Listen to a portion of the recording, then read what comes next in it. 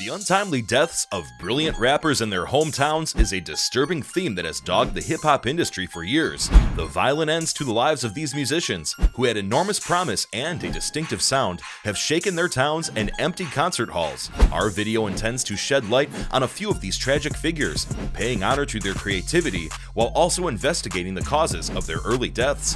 We intend to pay tribute to the lives of rappers like Lil Lonnie, Bankroll Fresh, Doe B, Duncan, and Lil Snupe, while also calling attention to the urgent need for social reform by delving into their legacies. A horrible end befell Lil Lonnie, a promising newcomer to the rap scene, right in his own hometown. His musical career started in Jackson, Mississippi, where he was born as Lonnie Taylor Jr. Lil Lonnie rose to prominence on the local hip-hop circuit because of the striking contrast between the catchiness of his melodic melodies and the authenticity of his lyricism. Fans and experts in the field took notice of his abilities and devotion. Fans of Lil Lonnie's songs might identify with his tales of adversity and success on the streets. Songs like Colors and Special demonstrated his deftness at alternating between appealing hooks and scathing bars. Sadly, on April 29, 2018, tragedy occurred despite his rising stardom and bright future prospects. Several shots rang out as Lil Lonnie drove through his neighborhood. The announcement sent shockwaves across the music industry, and his death has left admirers lamenting the loss of a gifted musician. There are still many unresolved concerns about the circumstances of Lil Lonnie's death. What is apparent, though, is that his tragic death serves as a cautionary tale about the perils encountered by artists who often get mired in the very same reality they rap about. The melody of Lil Lonnie will never die. Fans of his honesty and lyrical skill continue to find inspiration in his music, a monument to his brilliance and the awful reality faced by rappers who are slain in their own communities. Lil Lonnie's effect on the rap business will forever be recognized, even if he is no longer physically present in this world. Tragically, Bankroll Fresh, a gifted rapper from Atlanta, Georgia, lost his life to gun violence there. Bankroll Fresh, whose real name was Trentavious White, had a bright future ahead of him until his untimely death. His enthusiastic flow and memorable hooks won him many devoted followers. Bankroll Fresh rose to stardom after releasing the mixtape Life of a Hot Boy in 2014. His natural skill and distinctive flair were on full display in this endeavor, which garnered praise from critics and consumers alike. His songs like Hot Boy and Walked In were instant hits and became staples of the Atlanta rap culture. Bankroll Fresh was tragically murdered on March 4, 2016, outside of an Atlanta recording studio. The tragedy has rocked the hip-hop world and left followers grieving the death of another great performer.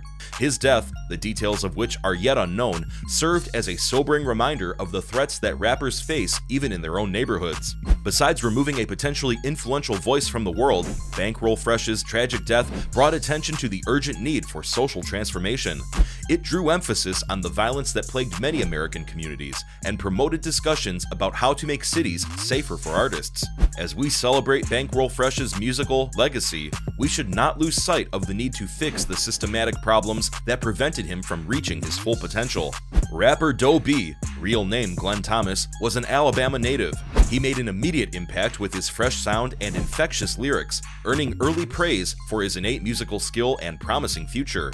Doe B's life was sadly cut short on December 28, 2013, when he was murdered in his city. The death of Doe B, a rising talent in the hip-hop world, sent shockwaves across the industry.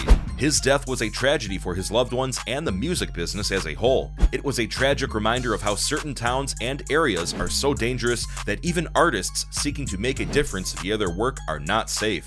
Doe B's effect on the rap world was substantial, despite the relatively brief duration of his career. He had previously worked with well-known musicians like T.I., Juicy J, and Young Dro, and was known for his unique southern sound and captivating personality.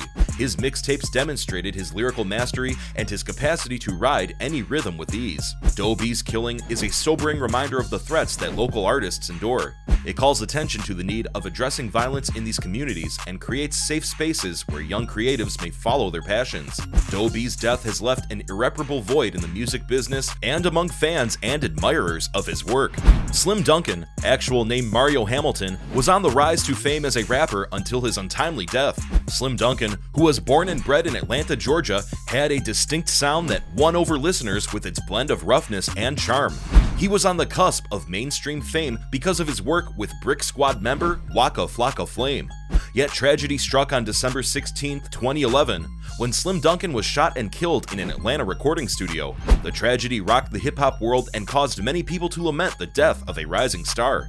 His death is still being investigated, although it is thought to be related to an ongoing conflict between competing factions. The murder of Slim Duncan should serve as a clear reminder of the risks that urban artists endure every day. He was a victim of the violence that haunts many urban areas, despite his apparent aptitude and potential for success. His untimely passing not only deprived us of his music, but also brought attention to the need for more secure settings in which creative people may work without fear of retaliation. When thinking back on Slim Duncan's short life and untimely death, it's vital to keep in mind that he was a talented artist with goals and hopes just like the rest of us. His music and the impression he left on those who heard it or saw his work will keep his memory alive forever. We pray that his experience will prompt city leaders to take action to address the root causes of gun violence so that no other promising young people in their communities have to endure what he did. Rapper Lil Snupe, real name Adaron Ross, was a prodigy from Jonesboro, Louisiana. He first gained widespread exposure at age 16 when he attracted Meek Mill's ear. Meek Mill saw something special in Lil Snupe, and he signed him to his Dream Chasers label that year, 2013. Lil Snupe's stardom sprang up quickly, but unfortunately fizzled out. His death in his hometown came only a few months after he signed with Dream Chasers. The news sent shockwaves through the hip-hop scene, and many artists and fans are still reeling from the tragic loss of such a brilliant talent. The fact that Lil Snupe had so much unrealized promise made his demise all the more tragic. He was just 18 years old, but his mixtapes and collaborations were already generating buzz. His distinctive style and narrative prowess set him apart from his contemporaries, gaining him acclaim. The death of Lil Snupe was a shock to the rap community and a terrible loss for his loved ones. The Queens, New York-based rap trio Lost Boys was a major force in the genre in the mid-1990s. New York's answer to Naughty by Nature's party anthems, the group's string of hit singles, which included Lifestyles of the Rich and Shameless, Music Makes Me High, The Yearn, Jeeps, Lex, Coupes, Beamers, and Benz, and Me and My Crazy World, had catchy hooks and infectious beats. Freaky Ta, the group's hype man rapper, was the most distinctive voice on the recordings with his gruff, lion-roaring delivery. But the March 28, 1999 drive-by killing of Freaky Ta in Queens after Mr. Cheek's birthday party sent LB's story arc careening into 1,000 issues. After the publication of their 1997 album Love, Peace, and Happiness, the group witnessed a decline in their popularity and ultimately broke up the following year. Kelvin Jones, who eventually admitted to murdering Ta, claimed that the killing was a result of a case of mistaken identification. That's all for today's video, guys. If you like our content, feel free to subscribe to the channel, share, and hit the notification bell to get the latest news from us. Thanks for watching, and see you next time.